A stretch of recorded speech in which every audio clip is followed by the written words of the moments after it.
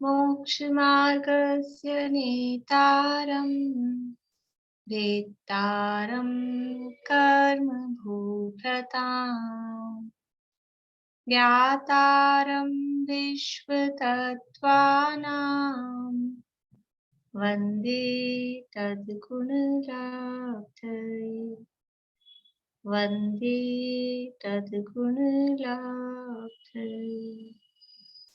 मोक्षमार्गे के नेता एवं कर्म पर्वतों के भेदक और विश्व के सब तत्वों के ज्ञायक चेतन संवेदक सद्गुण आप समान प्राप्त हो यही भावना भाकर देव विनय पूर्वक करूं वंदना बारंबार जिनेश्वर देव बारंबार जिनेश्वर देव।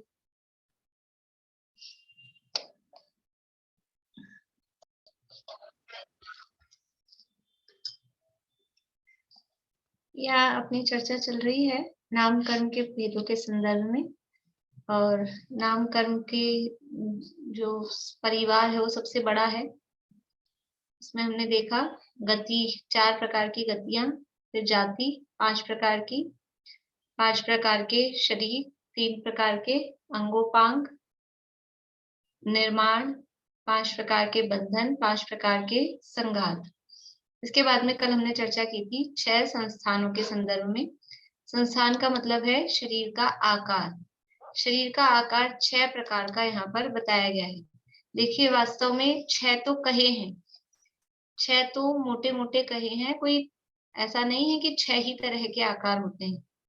वास्तव में तो असंख्यात लोक प्रमाण, असंख्यात तरह के आकार शरीरों के होते हैं, लेकिन असंख्यात तो कैसे गिनाएंगे, कैसे बताएंगे? तो उनको कुछ ऐसा ग्रुप में बांट दिया, 6 ग्रुप में।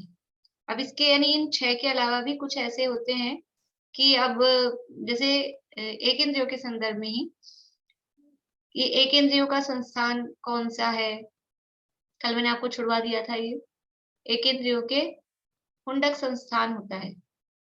एक इंद्रिय जीवों के एक संस्थान होता है हुंडक। अब वो एक होता है तो हमने हुंडक नाम दिया है उसको, लेकिन अब जैसे उसमें तर्क, जैसे कल द्वंद्व तीन्द्रिय के संबंध में आ रहा था कि उसको समचतुरस क्यों नहीं कह रहे, चींटी जो है वो पूरी प्रोपोर्शन में है, मक्खी मच्छर है वो नाप से है, लेकिन वो वास्तव में मतलब समचतुरस का मतलब है कि जो देखने में या मनुष्य आदि का जो आकार जैसा कहा गया है उस तरह से हो।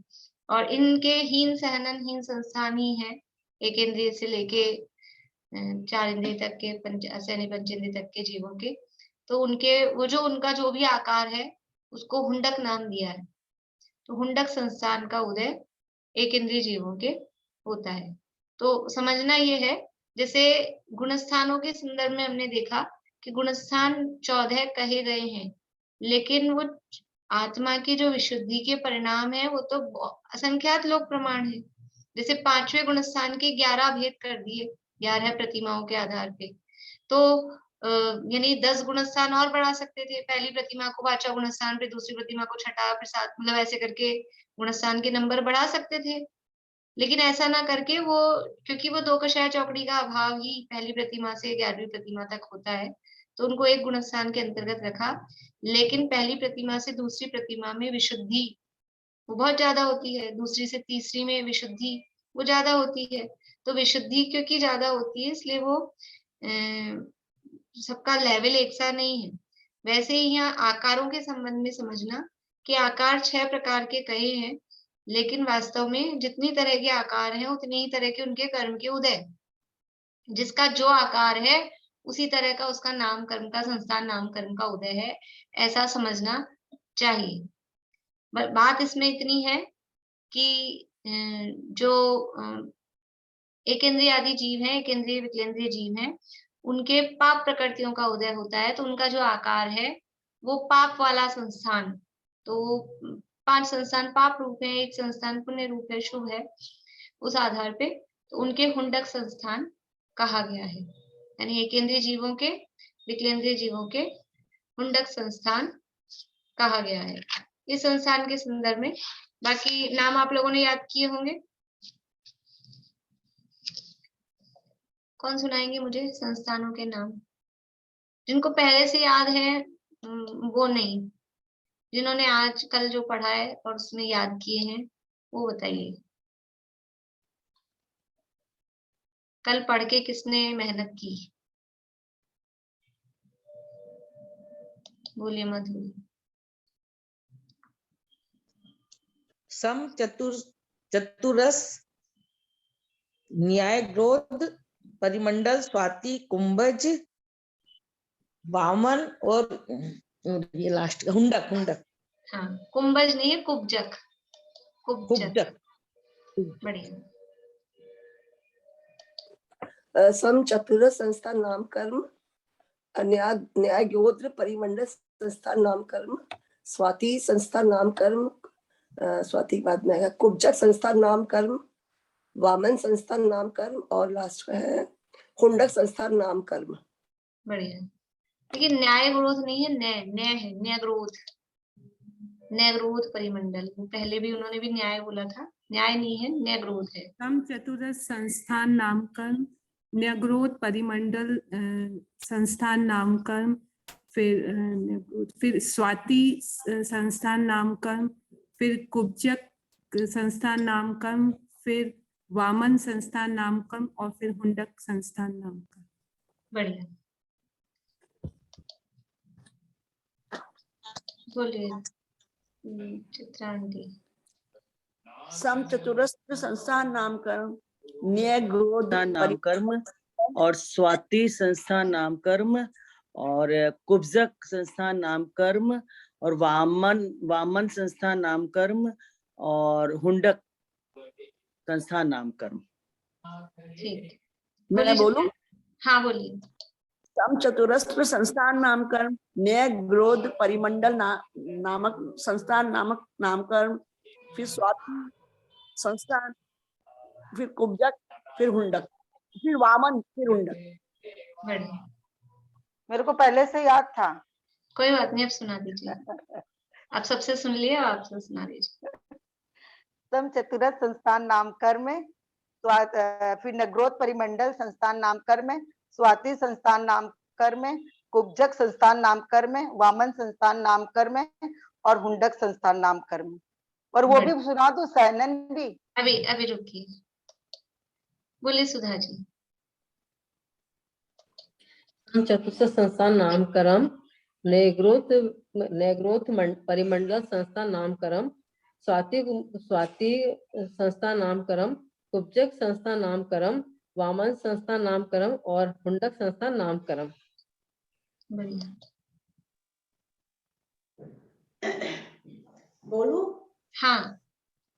सम, चतुर्थ संस्थान नामकर, नवग्रोध मंडल परिसंस्थान नामकर, स्वाति संस्थान नामकर, कुबल संस्थान नामकर और हुंडक संस्थान नामकर। वामन रह गया। वामन संस्थान। चलिए लास्ट है, बोलिए रेखा जी।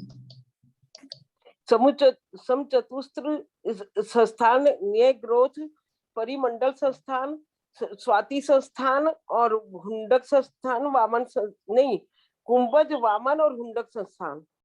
हाँ, कुब्जक, कुंभज नहीं है, कुब्जक। अच्छा, कुब्जक। हाँ,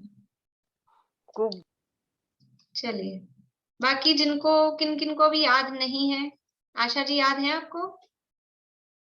चलिए नेहा जी याद है? सुनाइए। लर्न तो अभी हुए हैं भाभी, आपने सुने जब। चलो अभी तो सुना दीजिए, फिर कल भी सुनूंगी, कल तक भी रहने चाहिए। सम, चतुरस संस्थान नामकर्म, सेकंड वाले में भाभी मुझे थोड़ा क्लियर नहीं हुआ था, उसका नेम आप बताना। नैग्रोध परिमंडल। नैग्रोध परिमंडल, ठीक है। स्वाति संस्थान नामकर्म, कुब्जक संस्थान नामकर्म, वामन संस्थान नामकर्म और लास्ट में हुंडक संस्थान नामकर्म। बढ़िया, अभी तो हो गए, अभी के अभी हुए हैं, कल भी रहने चाहिए। सैनन वाले हो गए, वो आपने कल करा दिए थे। ठीक, बोलिए अंकल।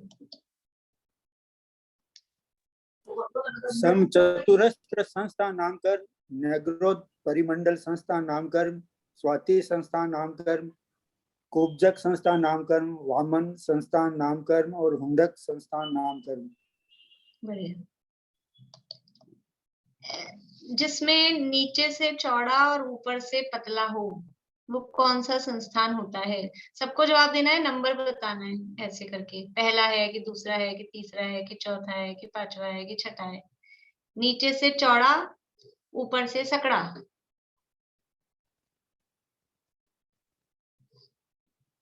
बढ़िया, 3 उंगली दिख रही है सबकी। तीसरा है स्वाति संस्थान, नीचे से चौड़ा है, ऊपर से सकड़ा है। जिसमें टेढ़ा मेढ़ा शरीर हो, कैसे भी आकार का। हाँ, 2 हाथ है ना, दोनों हाथों को यूज ले लीजिए आप। बढ़िया, छठा हुंडक संस्थान। ठीक है। जिसमें कुबड़ निकली हुई हो, शरीर में कहीं इस तरह से कुबड़ निकली हुई हो।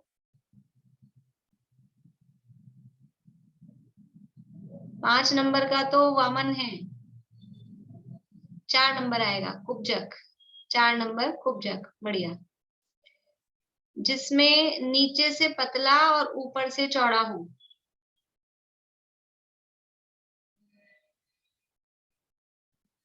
नीचे से पतला और ऊपर से चौड़ा, 2 नंबर न्याग्रोध परिमंडल।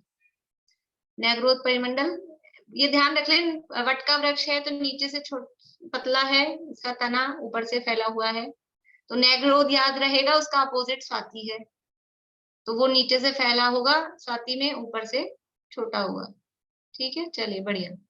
अभी सहनन की चर्चा भी कल हमने शुरू की थी। सहनन का मतलब कि जिस नामकरण, सहनन का मतलब है हड्डियों की विशेषता। तो जिस, कुछ पूछना है आपको रश्मि जी? आपने कल बताया था ना सरवार सिद्धि के एक हाथ के होते हैं देव, एक हाथ के देव होते हैं ना, छोटे सारे ही होते हैं क्या, या खाली सरवार सिद्धि के होते हैं? सरवार सिद्धि में एक हाथ का शरीर होता है। अपन ने चौथे अध्याय में पढ़ा था, बाकी मैंने सबके अलग अलग। हाँ, पहले दूसरे स्वर्ग में 7 हाथ की ऊंचाई है, तो वो अलग अलग अपन ने चौथे अध्याय में वहां चार्ट बनाया था कि कौन से स्वर्ग में कितने शरीर है। वहां पे अपने उसमें दिया हुआ है। ठीक। पंचेंद्र के कौन संस्थान होगा? हुंडक। फिर से बोलिए। असैनी पंचेंद्रिय के संस्थान कौन सा? हुंडक। असैनी पंचेंद्रिय के हुंडक ही होगा संस्थान।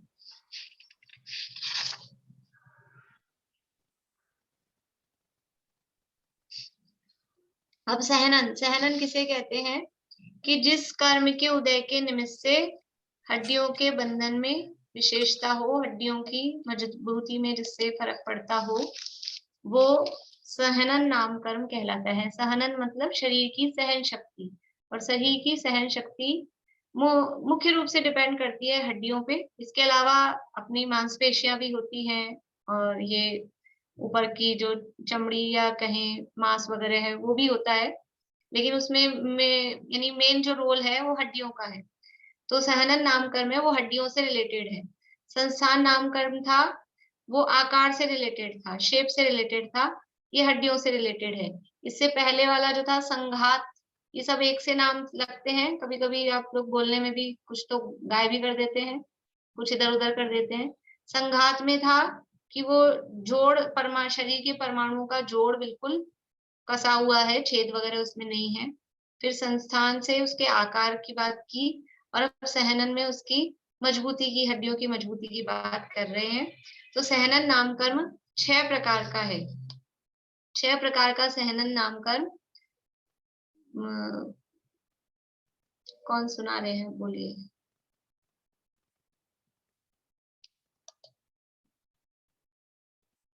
हाँ, आशा जी बोलिए। वृषभ नारासेनन, नारसेनन, अर्धनारसेनन, कीलक और प्राप्ति श्रीपटी का निधान। दूसरा क्या बोला आपने? दूसरा व्रज नारसेनन। आपने पहले कुछ और बोला था। अच्छा। बढ़िया। वज्र वृषभ नाराज, वज्र नाराज, नाराज, फिर अर्ध नाराज, कीलक और असंप्राप्ता श्रीपाटिका। 4 नाम तो सरल है। पहला नाम याद कर लिया तो एक एक माइनस करते जाओ उसमें से चीज। वज्र वृषभ नाराज। वज्र का मतलब है कि वज्र जैसी मजबूत। वज्र का उदाहरण कल आपको दिया था, वो वज्र की हड्डियां थी वो बालक हनुमान की, तो उससे पहाड़ भी टुकड़े टुकड़े हो गया। वज्र का मतलब है जिससे पहाड़ भी टूट जाए, इतनी मजबूत ऐसी चीज, वो कहलाता है वज्र। तो वज्र का है वृषभ। देखिए यहीं से पढ़ते हैं, यहाँ अर्थ दिए हैं अपने पुस्तक में है, पेज नंबर 311। 311 नंबर पेज है।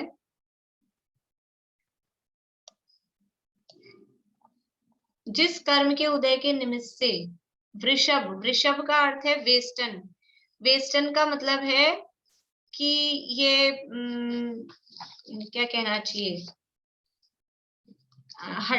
ये नसों का जो जाल होता है जिससे द्वारा बंधी होती है ना, ये जिसे अपन, ये आजकल उसमें फ्रैक्चर हो जाता है ना, क्या बोलते हैं, लिगामेंट्स, लिगामेंट्स वगैरह, ये कहलाएंगे वेस्टर्न, जिसके द्वारा, या मतलब ये जो भी मांसल, ये भी कह सकते हैं वृषभ को, जो भी मांसल पार्ट है ना, मांस फट गया ऐसा भी बोलते हैं, मांसपेशियां, मांस, ये सब वृषभ के अंतर्गत आएगा। तो वज्र के हैं, क्या क्या वज्र का है, वृषभ भी और नाराज भी और सहनन भी, 3 चीजें हैं, वृषभ, नाराज और सहनन। वज्र तो है मजबूती के लिए, मजबूती वाला है वृषभ, यानी ये जो भी मांसपेशियां हैं, लिगामेंट्स हैं, या जो भी मांस भी जो शरीर पे चढ़ा हुआ है, वो सब ऐसा वज्र जैसा मजबूत है, यानी किसी भी तरह से लिगामेंट में फ्रैक्चर नहीं हो सकता है, मांस नहीं फट सकता है। ऐसा जरा सा सर्दियों में अपने लोगों के तो क्या है, कांच जैसे हाथ हो जाते हैं, ऐसे थोड़ी बहुत भी ड्राई होते ही, चिकनाई नहीं लगाओ तो अपने आप ही कट जाते हैं, होता है सर्दियों में, हाथ पांव फट गए हैं, कट गए हैं। ये सब क्या है कि हमारे तो हीन सहनन है, इसलिए। बीना भाभी कुछ पूछ रहे हैं आप?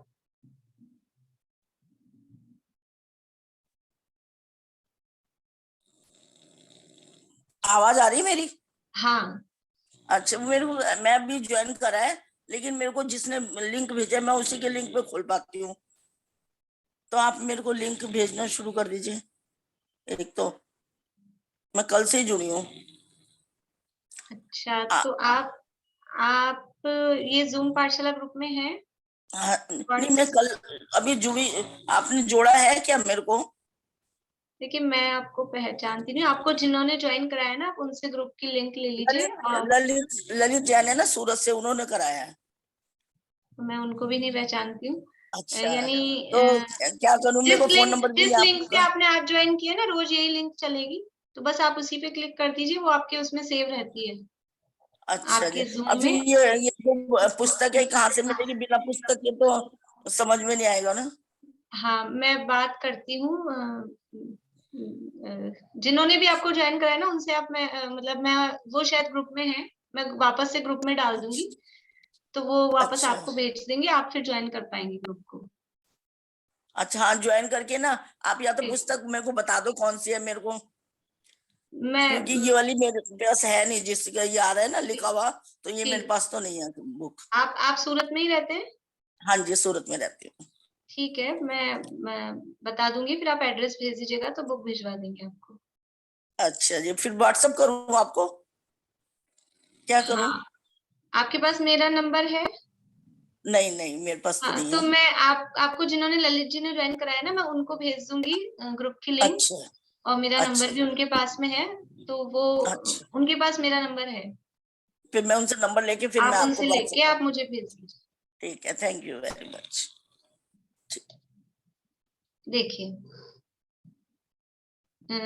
तीन चीजें हैं, वृषभ, नाराज और सहनन। वृषभ का मतलब है वेस्टर्न, मांसपेशियां, लिगामेंट्स, जो भी मांस जो भी है वो सब कहलाता है वेस्टर्न, मतलब जिससे कवर है, वेस्टर्न अपन बोलते हैं जिससे सब कवर है, वो वेस्टर्न। फिर है नाराज। नाराज कहते हैं कीलों को। कील, ये जो हड्डियां हैं, इन हड्डियों के बीच में कीलें होती हैं जिनके माध्यम से हड्डियां आपस में जुड़ी होती हैं, तो वो नाराज है कील। और सहनन, सहनन का मतलब होता है हड्डियों का समूह या हड्डियां कहें, तो जिसमें वृषभ भी वज्र का है, नाराज भी वज्र का है और सहनन यानी हड्डियां भी वज्र की हैं। ऐसा जो सहनन है वो कहलाता है वज्र, वृषभ, नाराज, यानी वज्र के ही मांसपेशियां, मांस वगैरह वो वज्र की हैं। कोई या कभी सर्दी आ जाए, कुछ हो जाए तो उनके हाथ फट रहे हैं कि पैरों में फट रहे हैं कि क्रीम लगाने की जरूरत पड़ रही है कि नहीं लगाया तो सब ऐसा हो रहा है, ऐसा नहीं होता है। और जो उनकी हड्डियों के अंदर की ज्वाइंट, जिनसे ज्वाइंट हो रही हैं, वो जो कीले हैं, वो कीले भी वज्र की हैं, वो भी नहीं टूटती हैं कभी। और हड्डियां भी वज्र की हैं, कभी भी फ्रैक्चर वैक्चर होने का काम नहीं है। तो ये जो सहनन है, उस सहनन का नाम है वज्र, वृषभ, नाराज। जिस कर्म के उदय के निमित्त से वृषभ यानी वेस्टर्न, नाराज यानी कीले और सहनन यानी हड्डियां वज्र की तरह अभेद्य हो, जिसको तोड़ा नहीं जा सकता है, किसी भी तरह से वो टूट नहीं सकती हैं, कटफट नहीं सकती हैं, वह वज्र, वृषभ, नाराज, सहनन नामक नाम कर्म है। अब दूसरा है वज्र, नाराज। तो क्या कम हो गया? पहले में था वज्र, वृषभ और नाराज, तीन चीजें थी, वृषभ, नाराज, सहनन। अब दूसरा है वज्र, नाराज, सहनन, वृषभ गायब हो गया, यानी वेस्टर्न तो है लेकिन अब वेस्टर्न वज्र का नहीं है, वो जो मांसपेशियां वगैरह थी वो वज्र की नहीं है, कीले वज्र की है और हड्डियां वज्र की हैं, लेकिन जो ऊपर का पार्ट है वो वज्र का नहीं है। तो ऊपर लिगामेंट में फ्रैक्चर हो सकता है, मांस वगैरह फट सकता है, ऐसा हो सकता है, लेकिन उनकी हड्डियों में फ्रैक्चर नहीं होगा, उनके कीले नहीं टूटे फूटेंगी। तो वो दूसरा सहनन है वज्र, नाराज, सहनन। ठीक है। अब तीसरा है सिंगल नाराज। इसमें क्या क्या गायब हो गया? वज्र नहीं है, मतलब अब वज्र का काम नहीं है, नाराज है यानी कीले हैं और सहनन यानी हड्डियां हैं। तो हड्डियों के जोड़ में कीले तो हैं, लेकिन अब वो नॉर्मल जैसी होती है, नॉर्मल है, वज्र की नहीं है और वेस्टर्न भी वज्र का नहीं है। तो जिस कर्म के उदय के निमित्त से हाड़ों यानी हड्डियों के जोड़ों में कीले हो, कीले तो हैं, वो नाराज नामक सहनन है। ये कीले क्या है? कीले समझ में आ रही? कीले का मतलब है जैसे दो चीजें अपन ने ज्वाइंट की, दो लकड़ियां हैं समझ ले, तो एक तो उसको स्क्रू से, कील का मतलब है स्क्रू, स्क्रू से ज्वाइंट किया है तो वो ज्यादा मजबूत होता है, और एक अपन ने चिपका दिया है किसी चीज से, तो चिपका दिया है, वो चिपका हुआ ज्यादा ड्यूरेबल नहीं होता, वो मजबूत, कम मजबूत होता है समझ लो। और अगर कील से उसको स्क्रू से कसा गया है तो वो चीज मजबूत होती है। तो ये जो शुरू के सहनन है, वज्र, वृषभ, नाराज, वज्र, नाराज, नाराज, इनमें जो हड्डियां आपस में ज्वाइंट है, पूरे शरीर में एक हड्डी तो होती नहीं है, इतना थोड़ा बहुत तो साइंस में अपन ने पढ़ा है कितनी हड्डियां होती है अपने शरीर में। मैं भी साइंस का एग्जाम नहीं ले रही हूँ, जो छोटे बच्चों को पढ़ाते हैं उनको मालूम होता है बड़ों को ध्यान नहीं होगा, सब पढ़ पढ़ के भूल जाते हैं। तो वो जो भी हड्डियां होती हैं, वो हड्डियां आपस में ज्वाइंट तो होगा ना भाई, ये हाथ ऐसे मुड़ रहा है तो यहाँ ज्वाइंट है, यहाँ ज्वाइंट है, हड्डियों में ज्वाइंट्स हैं, तो वो ज्वाइंट्स में वो कील, स्क्रू के माध्यम से वो हड्डियां जुड़ी हुई हैं, तो वो मजबूत होंगी या नहीं होंगी? स्क्रू से जुड़ी हुई हैं तो वो मजबूत होंगी, क्योंकि वो अच्छे से स्क्रू से कसी हुई है, और वो स्क्रू भी कैसा है, वो कील भी कैसी है, वज्र की है, तो वो कील भी नहीं टूटेगी, हड्डी भी नहीं टूटेगी, वो ऐसा सहनन। और जो ऊपर से कवर किया है वो कवर भी वज्र का था, तो वो पहला था वज्र, वृषभ, नाराज। फिर दूसरा था वज्र, नाराज, उसमें कीले भी वज्र की थी, हड्डियां भी वज्र की थी, लेकिन जो कवर अप था वो वज्र का नहीं था, वो दूसरा था वज्र, नाराज, सहनन। अब तीसरा है नाराज। इसमें कीले तो है, हड्डियां भी हैं, लेकिन वज्र का कुछ भी नहीं है। वेस्टर्न भी होता ही है, बिना वेस्टर्न के तो क्या रहेगा नहीं, लेकिन अब वज्र का कुछ भी नहीं है, लेकिन नाराज क्यों कहा कि इन हड्डियों के जॉइंट्स में अभी स्क्रू हैं, कीले हैं। अब आगे वाले जो आएंगे सहनन, उनमें ये कील भी नहीं होगी, इसलिए यहाँ कील की इंपॉर्टेंस है। अभी कील है, नाराज सहनन है, तो भी थोड़ा मजबूत है, भले ही वज्र का नहीं है, लेकिन इतनी आसानी से टूटने वाला, बिगड़ने वाला नहीं है, कील से जुड़ा हुआ है। तो ये हुआ नाराज। अब फोर्थ है अर्ध नाराज। जिस कर्म के उदय के निमित्त से हाड़ों की संधियां अर्ध कीलित हों, वह अर्ध नाराज सहनन नामक नाम कर्म है। अर्ध कीलित का मतलब क्या है? जैसे एक तो होता है अपना सेफ्टी पिन और एक होता है ऑल पिन। क्या अंतर है? सेफ्टी पिन में वो पैक है और सेफ्टी पिन भी वो लॉक वाला हो, तो वो लगा दिया, लॉक हो गया, सेफ्टी है, मतलब खुलेगा नहीं ऐसे चलते फिरते। और ऑल पिन में क्या है? वो एक साइड से ओपन है, वो निकल सकता है। तो ये अर्ध कीलित है का मतलब, जैसे कील तो है लेकिन समझ लो उसमें वो उसका बोल्ट नहीं है, नट तो है लेकिन बोल्ट नहीं है। इस तरह का अर्ध कीलित है कि बस जुड़ी तो है लेकिन खुल भी सकती है वो, कुछ थोड़ा सा कारण पाके भी। तो वो अर्ध नाराज की जिस हड्डियों के जोड़ में कीले तो हो पर वो अर्ध कीलित हो, आधी रूप से जुड़ी हुई हो, वो अर्ध नाराज नाम का सहनन कहलाता है। फिर है कीलित सहनन। जिस कर्म के उदय के निमित्त से हाड़ मतलब हड्डियां परस्पर में ही कीलित हो, अलग से कील न हो, वह कीलित सहनन नामक नाम कर्म है। अब क्या है, जो डॉक्टर होते हैं ना, वो डॉक्टर अच्छी तरह से समझ पाते हैं इन चीजों को। अपने में तो मुझे नहीं लग रहा कोई है। हम स्मारक में शाम को पढ़ते हैं, तो मनीषा अभी हमारे डॉक्टर हैं, तो वो जब ये प्रकरण चला था तो वो अच्छे से उसको और क्लियर की, मतलब क्योंकि उन्होंने पढ़ी होती है चीजें, शरीर विज्ञान, बायोलॉजी, तो उनको जल्दी समझ में आ जाता है। ये कीलित सहनन क्या है? जैसे हमारी हड्डियां होती हैं, हमारी हड्डियों में कील नहीं है।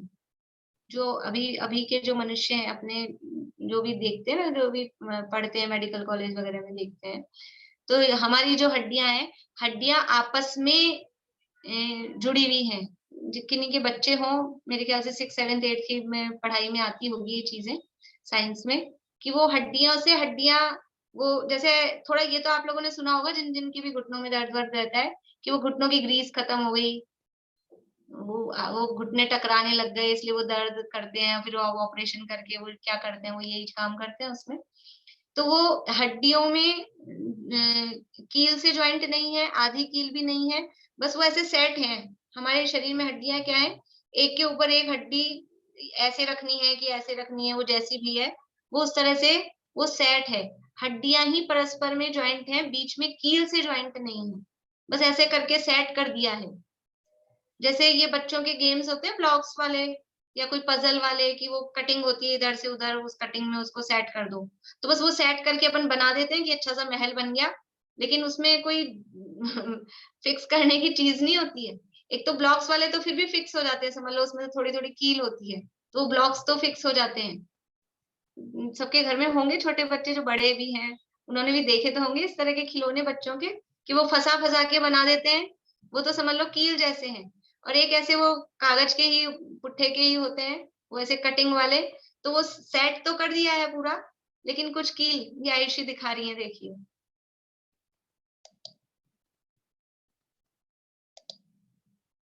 ये इस तरह से अब ये सेट कर दिया है, ये तो इसमें फिक्स, ये जो यहाँ पर है ना, ये थोड़ा फिक्स होने का है, नहीं तो ये गिर जाएंगे थोड़ा सा भी ऐसे करते ही। तो ये बस ये ऐसे फिक्स हैं, तो ये इस तरह से ये फिक्स होती हैं, जो हड्डियां आपस में ही फिक्स हैं, वो कहलाती हैं कीलित सहनन, वो कहलाता है कीलित सहनन। तो हड्डियां ही आपस में इस तरह से जुड़ी हुई हैं, अलग से कोई कील नहीं होती है। और इसके बाद में है फिर लास्ट वाला है असंप्राप्ता श्रिपाटिका सहनन। जिस कर्म के उदय के निमित्त से हाड़ यानी हड्डियां केवल नस स्नायु वगैरह से बंधे हों, हड्डियां हैं बस वो ऐसे नसों से बंधी हुई सी हों, मतलब कोई उसमें क्या कहना चाहिए, अलग से खुद खास कसी हुई भी नहीं है, आपस में भी जुड़ी भी नहीं, कील भी नहीं है, केवल नसों से ही जैसे वो बंधी हुई हो, वो कहलाता है असंप्राप्ता श्रीपाटिका नामक सहनन। और ये जो कीलित सहनन है, इस कीलित सहनन में हड्डी से हड्डी जुड़ी हुई है और फिर ऊपर से ऋषभ तो है ही, लेकिन कील नहीं है। ऋषभ तो सब में है, यद्यपि नाम नहीं दिया है बाद में इसमें वृषभ, लेकिन वो वृषभ मतलब वो जो वेस्टर्न है, वेस्टर्न तो सब में ही है, लेकिन जहां वज्र का है वहां ऊपर नाम देके बताया है। बाकी इन नीचे वाले सहननों में वो सामान्य वृषभ है, सामान्य वेस्टर्न है, और कीलित में हड्डियों से हड्डियां जुड़ी हुई है, और असंप्राप्ता श्रीपाटिका में ये परस्पर में असंप्राप्त है। असंप्राप्त है मतलब परस्पर में जुड़ी हुई नहीं है, केवल नसों से, स्नायु भी नहीं, नस वगैरह कोई कहते हैं, उससे वो आपस में बंधे हुए होते हैं। वो असंप्राप्ता श्रीपाटिका नाम का सहनन कहा जाता है। अभी ये सहनन का स्वरूप हमने समझ लिया है, और अब सबसे बड़ा प्रश्न ये होता है कि किसके कौन सा होगा, किसके कौन सा सहनन होगा, अपने कौन सा है, अपने कौन सा है। अपने तो वज्र ऋषभ नाराज होगा, हम तो मजबूत हैं एकदम। क्या एक सीढ़ी से फिसलते ही टुकड़े टुकड़े हो जाते हैं हड्डियों के, क्या हालत है। देखिए अपन देखते हैं, जैसे कल अपन ने देखा था, उसी आधार पे अपन देखेंगे, गतियों के आधार पे देखेंगे, जातियों के आधार पे देखेंगे, इसके अलावा गुण स्थानों के आधार पे भी देखेंगे, ठीक है। और कर्म भूमि, भोग भूमि, इन आधारों पर भी अपन सहनन की चर्चा को देखेंगे। तो सबसे पहले गतियों में, गतियां कौन कौन सी हैं, कहाँ है अनुज, हो क्या अनुज, नहीं दिख रही है। चलिए गतियां याद हैं सबको, बोलिए सुधा जी। नरक गति, त्रियंच गति, मनुष्य गति, देव गति। बढ़िया, नरक, तिर्यंच, मनुष्य और देव, ये 4 गतियां हैं। तो नरक गति में कौन सा सहनन होता है, नंबर से बता देना है, पहला, दूसरा, तीसरा, चौथा, पांचवा, छठा, क्या लगता है आपको। छठा, छठा, छठा, पहला, छठा, और लोग कहाँ हैं, बाकी लोग क्यों नहीं दिखा रहे हैं। बेला भाभी, नरक गति में छठा। देखिए अब दूसरा प्रश्न है, इसका जवाब से पहले, नारकियों के कौन सा शरीर होता है, पहला, दूसरा, तीसरा, चौथा, पांचवा, कौन सा शरीर होता है नारकियों के।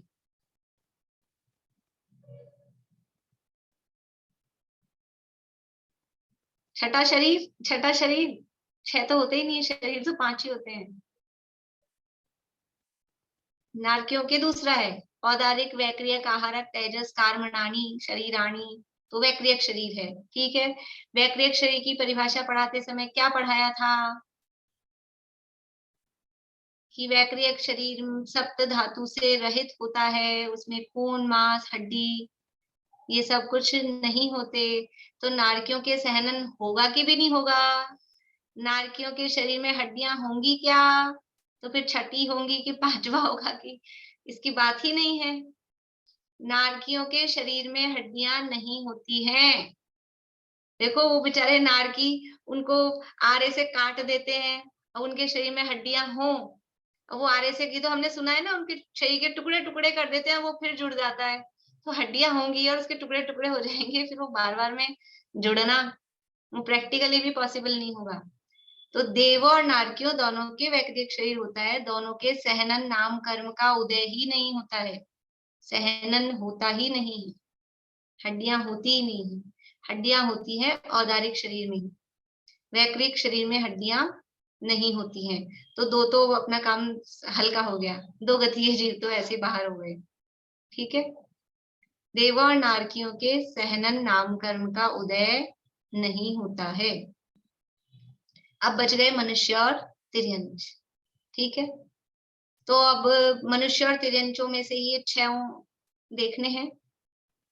तो तिर्यंचों के कौन से हो सकते हैं, सामान्य रूप से हम देखें तो तिर्यंचों के 6 सहनन में से कौन कौन से सहनन हो सकते हैं। पहला हो सकता है क्या तिर्यंचों के? नहीं हो सकता। क्यों इतने तिर्यंचों को आप इतना हीन क्यों समझते हैं? तिर्यंचों के भी हो सकता है। तो जब पहला हो सकता है तो नीचे के पांचों हो ही सकते हैं। तिर्यंचों के भी छहों सहनन। देखो जिसके वज्र ऋषभ नाराज सहनन होता है ना, वही जीव मोक्ष जा सकता है, और जिसके वज्र ऋषभ नाराज सहनन होता है वही जीव सातवें नरक जा सकता है। ठीक है। मोक्ष में कौन जाएगा? कि जिसके वज्र ऋषभ नाराज सहनन होगा, पहला वाला, वही जीव मोक्ष में जा सकता है। और सातवें नरक कौन जाएगा? कि जिसके वज्र ऋषभ नाराज सहनन होगा वही जीव सातवें नरक जा सकता है।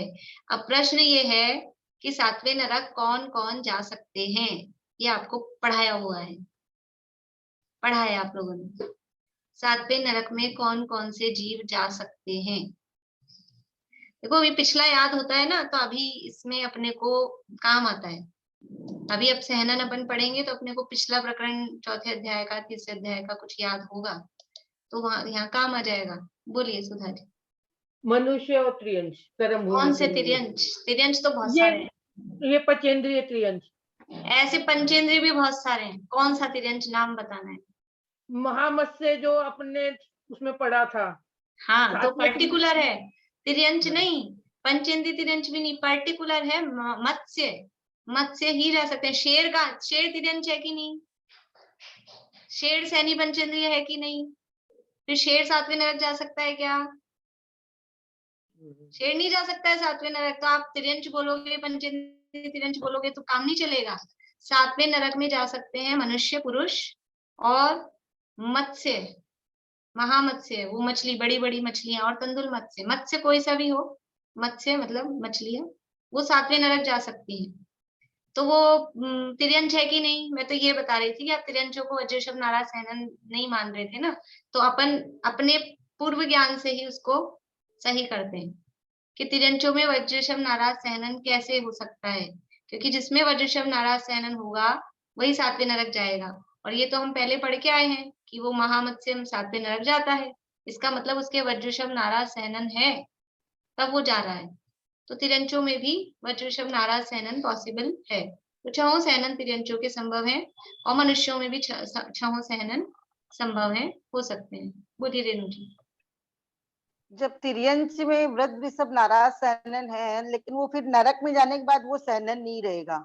हाँ वो तो नारकी हो नरक गया में ना, अब जाने तिर्यंश थोड़ी ना बचा, अब तो हाँ, नारकी हो गया अब वो। वो नारकी हो गया, हाँ वो सहनन नहीं रहेगा। फिर इसी तरह देवों में भी जो बंद विच्छुत्ति होती है, जो चौथे गुण स्थान में, वृद्ध ऋषभ नाराज सहनन की इसीलिए होती है क्या कि वो मतलब देवों और इसमें किसी में नहीं रहता, नरगति में हाँ बंद विच्छुत्ति होती ना। हाँ। तो अब देवों के अब औदारिक शरीर होगा नहीं, वज्र ऋषभ नाराज हाँ। सहनन का बंद वो चौथे गुणस्थान तक ही है, क्योंकि आगे फिर वो आगे के गुणस्थान वाले जीव क्योंकि देवगति में जाएंगे और देवों में सहनन होता नहीं है, इसलिए उसका बंद करके क्या करेंगे? जब आगे उनको देवगति में जाना है, देवगति में सहनन होता नहीं है, इसलिए चौथे तक की उसकी बंद विच्छुत्ति हो जाती है। तो फिर जो तीर्थंकर बनते हैं, फिर एक्चुअल में क्या है, आपने प्रश्न तो पूछा है, लेकिन आप, मैं ये तो समझ मैं रही हूँ कि सही से, आपको उसका मैं भाव नहीं प्रॉपर समझ, आपको नहीं बंद पूछ पा विच्छित्ति रही का हूँ। भाव नहीं, आपको बंद विच्छित्ति का भाव सही समझ नहीं आ रहा है, लेकिन मैं उसको भी ज्यादा यहाँ नहीं उठाना चाहती हूँ कि मैं इसका एक बार अपन भूल बोलना जाएंगे। हाँ बंद विच्छुत्ति का मतलब होता है कि उस गुण स्थान तक बंद होता है उसका, यही हुआ ना, चौथे गुण हाँ, स्थान तक बंद हुआ। ये तो आपको समझ में आया, लेकिन चौथे हाँ। गुण स्थान में वज्र ऋषभ नाराज सहनन की बंद विच्छित्ति हुई, इसका मतलब क्या हुआ, इसका भाव, वो बात मैं कह रही हूँ। मैं आप चलिए मैं थोड़ा बताती हूँ, एक टाइम भी कम है, फिर और लोग भी देखो। चौथे गुण स्थान में वज्र ऋषभ नाराज सहनन की बंद विच्छित्ति हुई, इसका मतलब क्या है कि जो कोई भी जीव पांचवे में पहुंचेगा, पांचवे में कोई जीव गया चौथे, इसका मतलब यह है चौथे तक वज्र ऋषभ नाराज सहनन बंध रहा है, पांचवें गुण स्थान में वज्र ऋषभ नाराज सहनन नहीं बंध रहा है, ये इसका मतलब है। वज्र ऋषभ नाराज की बंद विच्छित्ति चौथे में है, इसका मतलब चौथे तक वज्र ऋषभ नाराज सहनन बंध रहा है, पांचवे में नहीं बंध रहा है। क्यों नहीं बंध रहा है? कि जो पांचवें गुणस्थान वाला जीव है वो अगले भव में कहाँ जाएगा, मर के कहाँ जाएगा? वो मर के देव में ही जाएगा, और देव में सहनन होता नहीं है।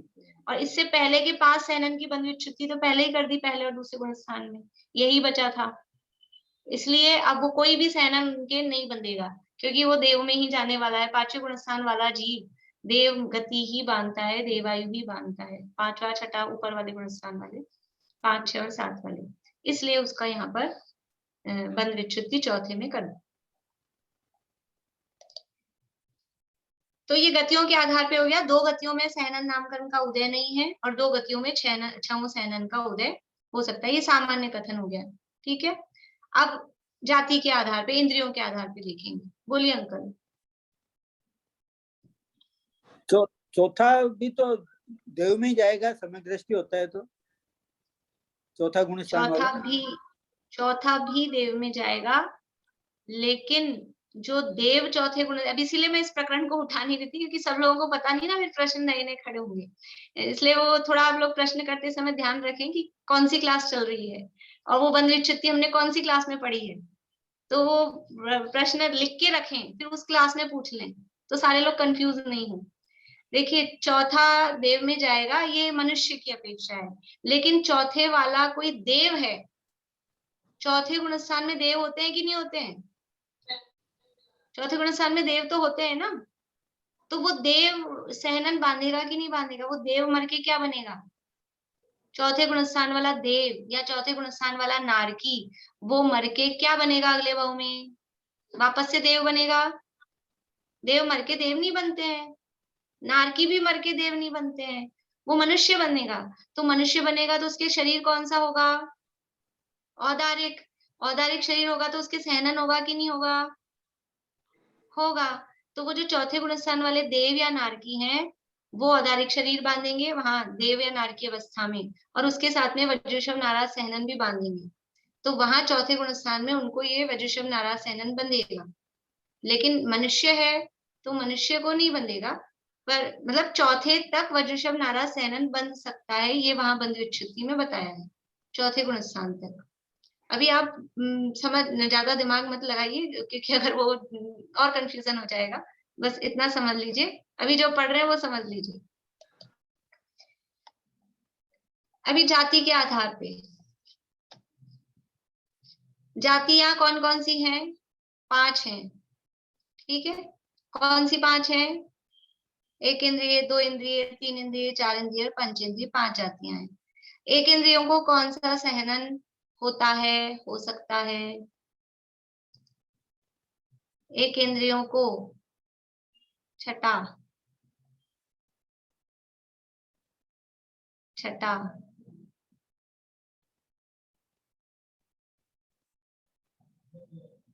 एक इंद्रियों के सहनन नाम कर्म का उदय नहीं होता है। 1 इंद्रिय 5 प्रकार के स्थावर हैं, पृथ्वी, जल, अग्नि, वायु, वनस्पति। तो उनके शरीर में हड्डियां नहीं होती हैं।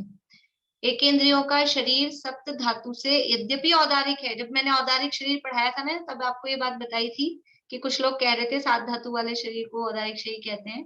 तब ये बात आपको कही थी कि एक इंद्रियों का शरीर यद्यपि औदारिक है, लेकिन उसमें 7 धातुएं नहीं होती है। इसीलिए उन एक इंद्रिय जो स्थावर हैं उनको हम यूज कर लेते हैं, इसीलिए उन वनस्पतियों को हम खाते हैं, उसमें मांस भक्षण का दोष नहीं लगता है, क्योंकि उनका शरीर सप्त धातु से रहित है।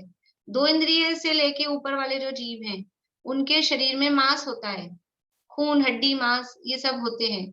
इसलिए 2 इंद्रिय त्रसादी जीवों के शरीर को खाने से मांस भक्षण का दोष लगता है। यदि भोजन में चींटी गिर गई है, कोई कीड़ा मक्खी मच्छर गिर गया है और फिर उसको निकाल के हमने अलग कर दिया है, उसको खा गए वो नहीं कह रही हूँ, उसको निकाल के अलग कर दिया, दूध में गिर गई थी मक्खी और उसको निकाल के अलग कर दिया, फिर भी वो दूध हम पी गए, तो मांस भक्षण का दोष उसमें लगता है, क्योंकि वो 2 इंद्रिय जीव का शरीर, वो मांस था, वो उसमें मिला है। ठीक है, तो वो 1 इंद्रियों के शरीर में हड्डियां नहीं होती हैं, इसलिए उसमें सहनन नाम कर्म का उनके उदय नहीं होता है। ठीक है, 5 एक इंद्रिय मतलब 5 स्थावर, पृथ्वी, जल, अग्नि, वायु, वनस्पति, 5 प्रकार के 1 इंद्रिय जीव हैं, 5 प्रकार के स्थावर जीव, उनके सहनन नाम कर्म का उदय नहीं होता है। अब दो इंद्रिय, तीन इंद्रिय, चार इंद्रिय, इनकी एक सी स्थिति रहती है, इसलिए इनको एक साथ लेते हैं। इनके कौन सा सहनन होगा कि नहीं होगा? होगा। छठा, असंप्राप्ता सृपाटिका सहनन। दो इंद्रिय, तीन इंद्रिय, चार इंद्रिय यानी विकलत्रय जीवों के असंप्राप्ता सृपाटिका सहनन होता है। फिर है पंचेंद्रिय। अब पंचेंद्रिय में दो तरह के होते हैं, एक असैनी और एक सैनी। तो असैनी पंचेंद्रिय जीवों के भी असंप्राप्ता सृपाटिका सहनन ही होता है।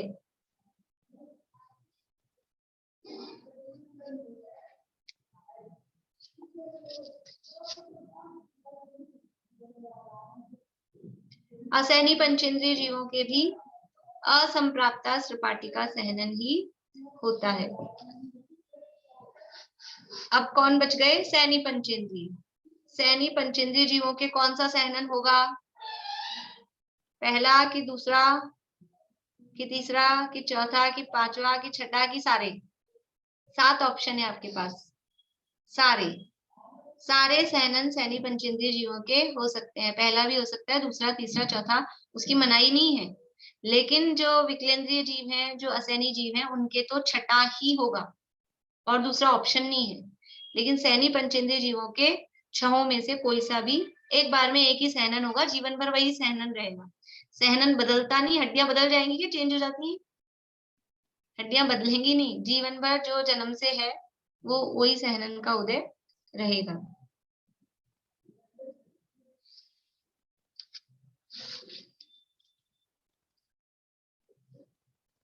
अब मनुष्यों में और तिर्यंचों में छहों सहनन हमने देखे थे, तो उसको अपन कर्म भूमि भोग भूमि के आधार पे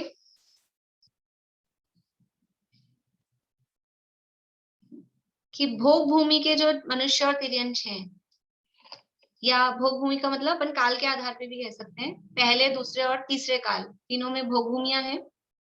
तो भोग भूमि के मनुष्य तिर्यंच कहो अथवा प्रथम 3 काल के मनुष्य तिर्यंचों के होगा कि नहीं होगा सहनन? सहनन नहीं होगा। मनुष्य तिर्यंच है, औदारिक शरीर है, तो सहनन तो होगा। तो कौन सा सहनन होगा? वज्र ऋषभ नाराज सहनन, पहला सहनन ही होता है। वहां तिर्यंचों में वहां भी वज्र ऋषभ नाराज सहनन, जैसे हमने संस्थान देखा था भोग भूमि के मनुष्य तिर्यंच। कल कुभोग भूमि के लिए भी किसी ने पूछा था। कुभोग भूमि के मनुष्यों में समचतुर संस्थानी कहा गया है। कुभोग भूमि में भी, ये बीच में मैंने संस्थान की बात बता दी आप लोगों को। कुभोग भूमि में भी क्योंकि वहां जगन्य भोग भूमि का जैसा ही वातावरण होता है, इसलिए वहां संस्थान समचतुरस्र ही कहा गया है कुभोग भूमि में। और सहनन भी वही वज्र ऋषभ नाराज। तो पहला, दूसरा, तीसरा, ये 3 काल अथवा कहो भोग भूमि में जितने भी मनुष्य तिर्यंच हैं, सबके वज्र ऋषभ नाराज। मनुष्य तिर्यंच है, स्त्री है, पुरुष है, कोई भेद नहीं है, सबके वज्र ऋषभ नाराज सहनन ही होता है। अब जो कर्म भूमि है, कर्म भूमि में कौन कौन से कालों में कर्म भूमि होती है? आपने बताया 3 काल के में वज्र वृषभ नाराज सहनन होता है। तो तीर्थंकर तो जिनके ये सहनन होता है वही मोक्ष जाते, तो तीर्थंकर तो चौथे काल में होते हैं। तो हमने अभी चौथे काल में मना थोड़ी ना किया है कि चौथे काल में वो सहनन नहीं होगा। अभी तो 3 काल में ये ही होता है, ये बताया है। चौथे काल की बात तो अब कर रहे हैं, चौथे काल की बात ही नहीं की अभी। अभी तो पहले 3 कालों में और दूसरा ऑप्शन नहीं है। पहले 3 कालों में वज्रशभ नाराज सहनन ही होगा, उसके नीचे का कोई सहनन उन कालों में नहीं हो सकता। अब बात करनी है चौथे काल की।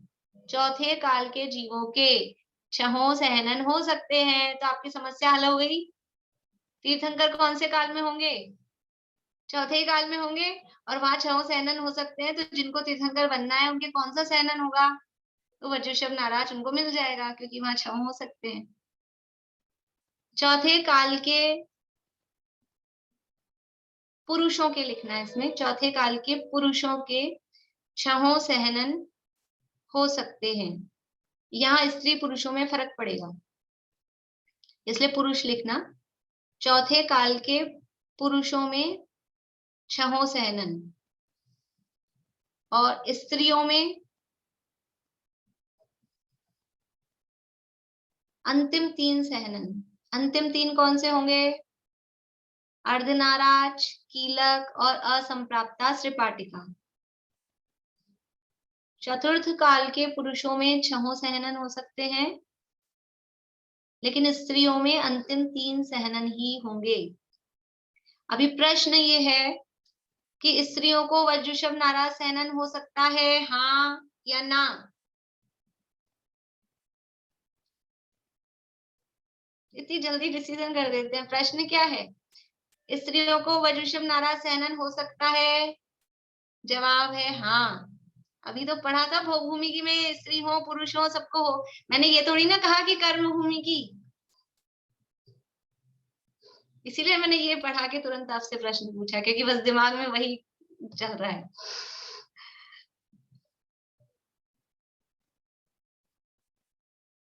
चलिए फटाफट से ये पूरा कर लेते हैं, समय हो गया। फिर अभी और बाकी है, कल इसमें और देखेंगे। ये हो गया चौथे काल के पुरुषों में 6 सहनन, स्त्रियों में अंतिम 3 सहनन। पंचम काल के स्त्री पुरुष सभी के अंतिम 3 सहनन। स्त्रियों में तो अंतिम 3 सहनन ही है, चौथे पांचवे दोनों ही कालों में, लेकिन पुरुषों में फर्क पड़ गया। पुरुषों में चौथे काल में पंचम काल में पुरुषों में भी अंतिम 3 सहनन ही पाए जाएंगे। बोलिए प्रमिला जी। पटरानी को, किसकी पटरानी चक्रवर्ती की पटरानी का सहनन वो अंतिम 3 में से ही होगा। छठे नरक तक ही जा सकती है ना, 7वें नरक तो जा ही नहीं सकती स्त्रियां। 7वें नरक तो जाएगी नहीं स्त्री। स्त्रियों की सामान्य नियम है, अपन ने देख लिया था, स्त्रियों की लिमिट छठे नरक तक ही है। बोले रेणु जी। मैं बोले कुभोग भूमि में तो जो जीव होते हैं तो उनकी तो जो रचना होती है शरीर की वो टेढ़ी मेढ़ी अजीब टाइप की होती है, तो वो कैसे समचतुर टेढ़ी मेढ़ी संस्थान नहीं होगा? है, टेढ़ी मेढ़ी नहीं है, वो तो अंग बोले थोड़े बड़े हैं। हाँ, तो वो समचतुर संस्थान वो कैसे हुआ? समचतुरस्र ही कहा गया है। तो अब पांचवें कुछ काल कुछ के चीजें, एक मिनट वर्षा भाभी, ये बात पूरी हो जाए फिर। कुछ चीजें ऐसी होती हैं कि कभी कभी हमको तर्क से नहीं जचती है, लेकिन उसको आज्ञा से मानना भी करना नियोग की बात है। तो वो हमको ऐसा नहीं, लगता ऐसे ही है मेरे को डाउट हुआ तो बोली पूछती हाँ हूँ, क्योंकि सब अलग अलग होता हाँ, है ना उसमें इसलिए। ऐसा लगता है, लेकिन क्योंकि वहां जगन्य भोग भूमि कही गई है और भोग भूमियों में समचतुर संस्थान वज्रशव नाराज सहनन कहा है, तो वही उनके होता है। मैं वर्षा भाभी उस बोलिए। पांचवें काल के अंदर तीनों होते हैं लास्ट के, तो फिर हाँ, 7वें नरक तक नहीं जा सकते पांचवी काल की थी। अब आप बताओ ना, इससे नियम जा अपने को सकते हैं। निकल के आ जाएंगे, इससे अपने को खुद को नियम समझ में आएंगे कि पंचम काल में कौन से ना। अब कल यही करना है, आप लोग ये होमवर्क है आप लोगों को, मैं आप लोगों से जवाब लूंगी कि पंचम काल में कौन से नरक वाला तो निकाल सकते हैं, स्वर्ग वाला भी जितना आप देख सकें। अपना जो पिछला जो अपना किया हुआ काम है, क्लास वर्क कहो होमवर्क कहो, चौथे और तीसरे अध्याय का, उसमें हमने नरक में कहाँ तक जा सकते हैं, कौन जा सकता है, स्वर्ग में कौन जा सकता है, कहाँ तक जा सकते हैं, वो जो हमने चार्ट बनाया था उसके आधार पे और ये सहनन के नियम देख के आपको लिख के लाना है, ऐसे याद नहीं रहेगा। तो वो आपको सेट करके लिख के लाना है कि ये जीव यहाँ तक जा सकता है। बोलिए मधु भाभी। ये कुभोग भूमि कौन सी है? कुभोग भूमि होती है जहाँ पे, यानी कुपात्र दान के फल में जहाँ उत्पन्न होते हैं। ये लवण समुद्र में और कालुदधी समुद्र में जो अंतरद्वीप बताए थे 96, अच्छा, वहां पे। जम्बू द्वीप में नहीं है? हाँ, जम्बू द्वीप में नहीं, लवण समुद्र में और कालुदधी समुद्र में है, वो बीच में अच्छा। द्वीप है टापू जैसे। और वहां पे मुंह उनके तिरंचों जैसे हैं, शरीर मनुष्यों का है, मनुष्य ही है लेकिन तिरंचों जैसे मुख के इस तरह के हैं। उनको कुभोग भूमि बोलते हैं। हाँ हाँ। चलिए बस एक और पॉइंट रह गया, ये इसको पूरा कर लें। पंचम काल में सभी के अंतिम 3 सहनन ही है, और छठे काल में सभी के अंतिम सहनन असंप्राप्ता त्रिपाटिका सहनन ही होता है। छठे काल के सभी जीवों के असंप्राप्ता त्रिपाटिका सहनन ही होता है। इसको दोनों में लगाना, मनुष्य तिरंच दोनों में। अपन ने मनुष्यों की मुख्यता से बात की है, लेकिन तिरंचों में भी इसी तरह का, इन्हीं 3 काल में तिरंचों में भी वज्रशव नाराज है, चौथे काल में तिरंचों में भी 6 सहनन है, 5वें काल में अंतिम 3 सहनन है, और छठे काल में असंप्राप्ता त्रिपाटिका सहनन नहीं है। इस तरह से ये काल के आधार पे हुई है अभी और बाकी इसमें बातें बाकी है, अपन इसकी चर्चा कल करेंगे। और कोई प्रश्न हो तो वो भी आप लोग कल करिएगा, अभी समय अपना हो गया है, यहीं पूरा करते हैं। चिन्वाड़ स्तुति।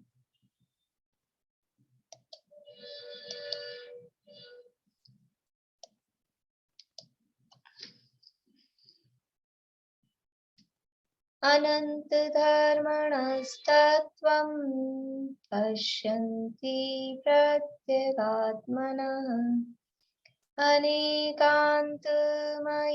मूर्तिर्नित्यमेव प्रकाशिता। देखे पर से भिन्न अगणित गुणमय आत्मा अनेकांतमय मूर्ति सदा प्रकाशित ही रहे।